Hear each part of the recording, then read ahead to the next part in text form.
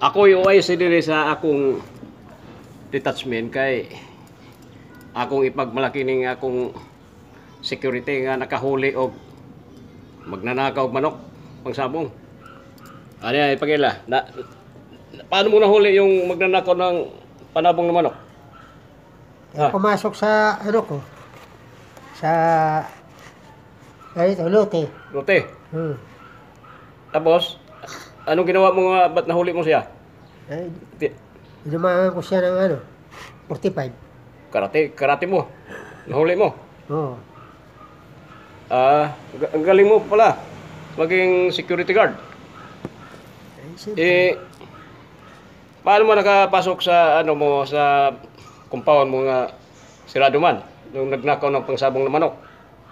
Kay wala doon ang aso ko kaya na siya nakapasok. Tama ang ginamo.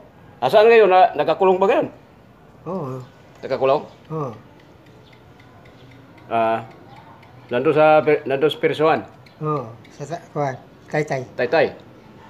Ang galing talaga security guard ko. Ako ang detachment commander pero ngayon promote ka na. Promote na. Bahimo ka ng OIC. OIC. Ang sweldo mo 30 mil ang buwan. Pwede na. 30 mil. Kay ikaw kay nakahuli kang magnanakaw ng pangsabong manok, promote ka na. Okay. Aper muna, aper. Bilib ko sa akong security guard. Nakahuli siya og magnanakaw. Nakakulong ka lang yun, ha? Oo. Nandoon, nakakulong.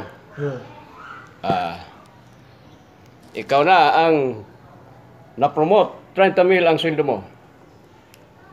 Sige, aper muna uli. Saludo sa akin. Hi. Okay. Salamat. Naging accomplishment. Mga ito idol sa nakahuli og pagnanakaw ng pangsabong manok. Na-promote siya bilang OIC. Idol.